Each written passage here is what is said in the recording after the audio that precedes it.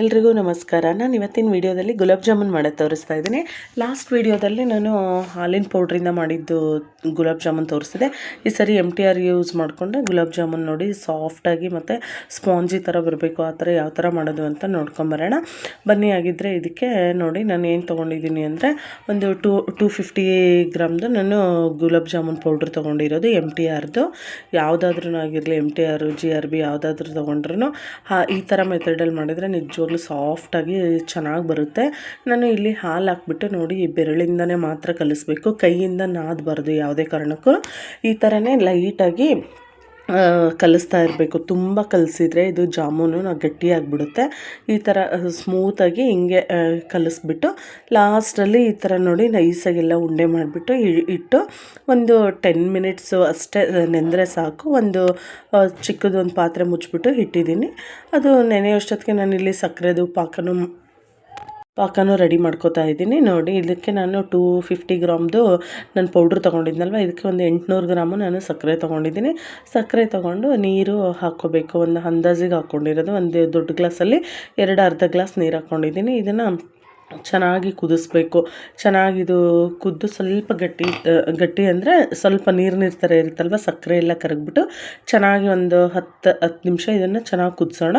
ಅದು ಕುದಿಯೋ ಅಷ್ಟೊತ್ತಿಗೆ ನಾನು ಇವಾಗ ನೋಡಿ ಒಂದು 10 ಮಿನಿಟ್ಸ್ ಆಯಿತು. ಇದು ಹಿಟ್ಟು ನೆಂದಿದೆ ಅಲ್ವಾ, ಜಾಮೂನು ಇದನ್ನೇನು ಉಂಡೆಗಳೆಲ್ಲ ಮಾಡಿಟ್ಕೊಳ್ಳೋಣ. ಕೈಗೆ ಸ್ವಲ್ಪ ತುಪ್ಪ ಹಚ್ಕೊಂಡ್ಬಿಟ್ಟು ಈ ಥರ ನೈಸಾಗಿ ಮಾಡಬೇಕು. ಇದನ್ನು ಅಷ್ಟೇ ತುಂಬ ಪ್ರೆಸ್ ಮಾಡಬಾರ್ದು, ಲೈಟಾಗಿ ಮಾಡ್ಕೋಬೇಕು. ಇದನ್ನು ಈ ಥರ ಮಾಡೋದ್ರಿಂದ ಜಾಮೂನು ಯಾವುದೇ ಕಾರಣಕ್ಕೂ ಫೇಲ್ ಆಗೋದೇ ಇಲ್ಲ. ಗಟ್ಟಿ ಬರೋದು, ಒಳಗಡೆ ಬೇಯದೇ ಇರೋಂಗಿರೋದು ಆ ಥರ ಏನೂ ಆಗೋಲ್ಲ, ಚೆನ್ನಾಗಿ ಬರುತ್ತೆ. ಈ ಥರ ನೈಸಾಗಿ ಮಾಡಿ ಇಟ್ಕೊಂಡಿದ್ದೀನಿ ನಾನೆಲ್ಲದನ್ನು.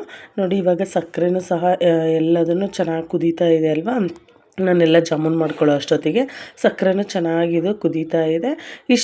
ಇದು ಒಂದು 10 ಮಿನಿಟ್ಸ್ ಆಗಿದೆ ನೋಡಿ. ಎಲ್ಲ ನೀರು ಸ್ವೀಟೂ ಕರೆಕ್ಟಾಗಿ ಆಗುತ್ತೆ ನಾನು ತೊಗೊಂಡಿರೋ ಮೆಜರ್ಮೆಂಟಿಗೆ. ಇದನ್ನು ನಾವು ಸೋಸ್ಕೊಳ್ಳೋಣ ಒಂದು ಪಾತ್ರೆಯಲ್ಲಿ.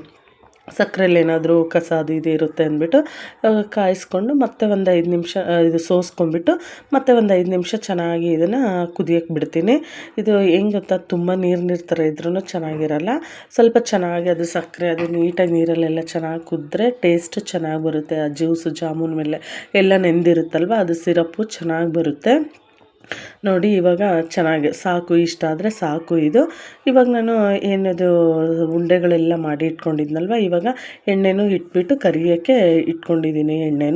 ಎಣ್ಣೆನೂ ಕಾದಿದೆ ನೋಡಿ. ಇದನ್ನು ಆದಷ್ಟು ಲೋ ಫ್ಲೇಮಲ್ಲೇ ಮಾತ್ರ ಕರಿಬೇಕು. ಹೈ ಫ್ಲೇಮಲ್ಲಿ ಏನಾದರೂ ಇಟ್ಕೊಂಡು ಕರೆದ್ರೆ ಮೇಲ್ಗಡೆ ಕಲರೆಲ್ಲ ಚೆನ್ನಾಗಿ ಬಂದುಬಿಡುತ್ತೆ, ಕಲರ್ ಆಗಿಬಿಡುತ್ತೆ. ಒಳಗಡೆ ಮಾತ್ರ ಹಂಗೆ ಉಳ್ಕೊಂಡಿರುತ್ತೆ. ಅದಕ್ಕೋಸ್ಕರ ಇದು ನೋಡಿ ಲೋ ಫ್ಲೇಮಲ್ಲೇ ಇಟ್ಕೊಂಡು ಇದು ಒಂಥರ ಕಂದು ಬಣ್ಣ ಬರೋವರೆಗೂ, ಗೋಲ್ಡನ್ ಕಲರ್ ಬರೋವರೆಗೂ ಸ್ವಲ್ಪ ಟರ್ನ್ ಮಾಡ್ತಾನೇ ಇರಬೇಕು.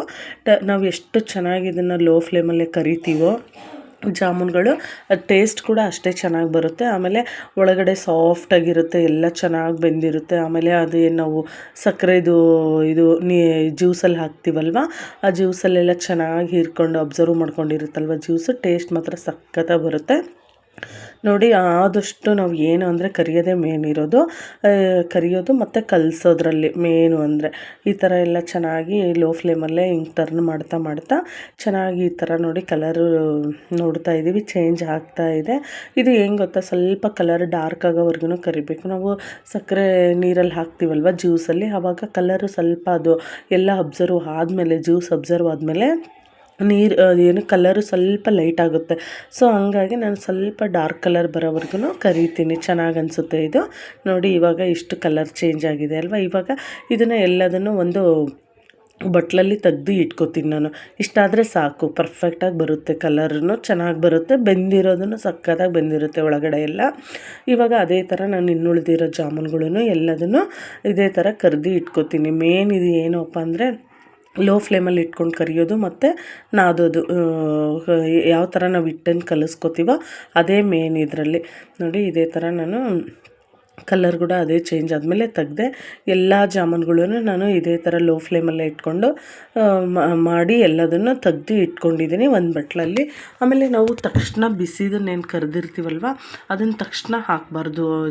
ಇದು ಏನೋ ಸಕ್ಕರೆ ಇದು ಜ್ಯೂಸ್ ಮಾಡ್ಕೊಂಡಿರ್ತೀವಲ್ಲ ಸಿರಪ್, ಅದಕ್ಕೆ ಹಾಕಬಾರ್ದು. ಎಲ್ಲದನ್ನು ಒಂದು ಬೌಲಿಗೆ ತಕ್ಕೊಂಡು ಆದಮೇಲೆ ನಾವು ಹಾಕಬೇಕು. ಬಿಸಿ ಬಿಸಿದು ಹಾಕ್ಬಿಟ್ರೆ ಬೇಗ ಸಾಫ್ಟ್ ಆಗಿಬಿಡುತ್ತೆ, ಚೆನ್ನಾಗಿರಲ್ಲ ಅದು. ಅಂದರೆ ನಿಧಾನಕ್ಕೆ ಅದೂ ಅಷ್ಟೇ ತುಂಬ ಬಿಸಿ ಇರುತ್ತಲ್ವ. ಈಗ ನಾವು ಇದು ಜಾಮೂನೆಲ್ಲ ಪ್ರಿಪೇರ್ ಮಾಡ್ಕೊಳ್ಳೋ ಅಷ್ಟೊತ್ತಿಗೆ ಅದನ್ನು ತಣ್ಣಗಾಗಿರುತ್ತೆ, ಆವಾಗ ನಾವು ಹಾಕ್ಕೋಬೇಕು.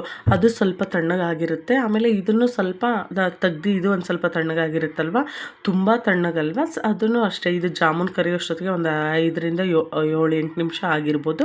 ಇದು ಕರಿಯೋಷ್ಟೊತ್ತಿಗೆ ಅದು ತುಂಬ ಕುದೀತಾ ಇರುತ್ತಲ್ವ, ಅದನ್ನು ಅಷ್ಟೇ ಸ್ವಲ್ಪ ಒಂದು ಮೀಡಿಯಮ್ ಇದು ಬಿಸಿಗೆ ಬಂದಿರುತ್ತೆ.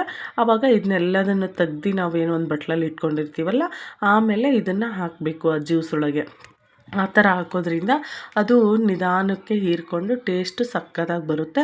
ಅದನ್ನೆಲ್ಲದನ್ನು ನೋಡಿ ಇವಾಗ ನಾನು ಎಲ್ಲದನ್ನು ಆದಷ್ಟು ಲೋ ಫ್ಲೇಮಲ್ಲೇ ಇಟ್ಕೊಂಡು ಕರೆದಿದ್ದೀನಿ. ಏನು ಗೊತ್ತಾ, ಚೆನ್ನಾಗಿ ಬರುತ್ತೆ ಈ ಥರ ಮಾಡೋದ್ರಿಂದ. ನೋಡಿ ಇವಾಗ ಇದನ್ನು ಎಲ್ಲದನ್ನು ಕಲರ್ ಚೇಂಜ್ ಆಗ್ತಾ ಇದೆ ಅಲ್ವಾ. ಇವಾಗ ಇದನ್ನು ಎಲ್ಲದನ್ನು ತೆಗ್ದು ನಾನು ಒಂದೇ ಕಡೆ ಇಟ್ಕೊಂಡಿದ್ದೀನಿ, ಎಲ್ಲ ಒಂದೇ ಬಟ್ಲಲ್ಲಿ. ಆಮೇಲೆ ಲಾಸ್ಟಲ್ಲಿ ನಾನು ಈ ಜ್ಯೂಸ್ಗೆ ಇದನ್ನು ಹಾಕೋದು.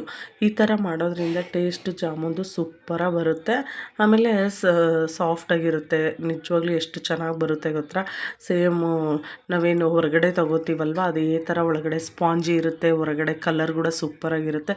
ಎಲ್ಲದನ್ನು ಈಕ್ವಲಾಗಿ ಚೆನ್ನಾಗಿ ಬೆಂದಿರುತ್ತಲ್ವ, ಟೇಸ್ಟು ಆವಾಗ ನಮಗೆ ಜಾಮೂನ್ದು ಚೆನ್ನಾಗಿ ಅನಿಸುತ್ತೆ. ಎಲ್ಲದನ್ನು ನೋಡಿ ತೆಗ್ದು ನಾನು ಇಟ್ಕೊಂಡಿದ್ನಲ್ವ, ಇದಕ್ಕೆ ಸ್ವಲ್ಪ ಏಲಕ್ಕಿ ಪೌಡ್ರ್ ಹಾಕ್ತಾಯಿದ್ದೀನಿ ನಾನು. ಏಲಕ್ಕಿ ಪೌಡ್ರ್ ಅದು ಫ್ಲೇವರು ಚೆನ್ನಾಗಿ ಬರುತ್ತೆ. ಹಾಕ್ಬಿಟ್ಟು ಇದನ್ನು ಮಿಕ್ಸ್ ಮಾಡಿ ನಾವೇನೆಲ್ಲ ಕರ್ದು ಇಟ್ಕೊಂಡಿದ್ವಲ್ವ ಜಾಮೂನ್ದು ಉಂಡೆಗಳನ್ನು, ಅವನ್ನೆಲ್ಲವನ್ನು ಹಾಕ್ಬಿಟ್ಟು ಮೇಲೆ ಈ ಥರ ಒಂದು ಸ್ವಲ್ಪ ಅದು ಜ್ಯೂಸನ್ನ ಮೇಲ್ಗಡೆ ಹಾಕ್ಬಿಟ್ಟು 1 ಅವರ್ ನಾನು ಮುಚ್ಚಿಟ್ಟಿದ್ದೀನಿ. ನೋಡಿ ಇದೆಷ್ಟು ದೊಡ್ಡದಾಗಿದೆ. 1 ಅವರ್ ನೆಂದಮೇಲೆ ಜಾಮೂನು ನೆಂದು ಸೂಪರಾಗಿದೆ. ಮೇಲೆ ಇದಕ್ಕೆ ನಾವು ಪಿಸ್ತಾ ಹಾಕ್ಕೊಂಡಿದ್ದೀನಿ. ನಿಮ್ಗೆ ಏನು ಡ್ರೈ ಫ್ರೂಟ್ಸ್ ಬೇಕೋ ಅದು ಹಾಕ್ಕೊಳ್ಳಿ. ಟೇಸ್ಟ್ ಮಾತ್ರ ಸೂಪರಾಗಿ ಬಂದಿದೆ. ನಿಮಗೂ ಈ ವಿಡಿಯೋ ಇಷ್ಟ ಆಗಿದ್ದರೆ ಪ್ಲೀಸ್ ಲೈಕ್ ಮಾಡಿ, ಶೇರ್ ಮಾಡಿ, ಸಬ್ಸ್ಕ್ರೈಬ್ ಮಾಡಿ. Thank you.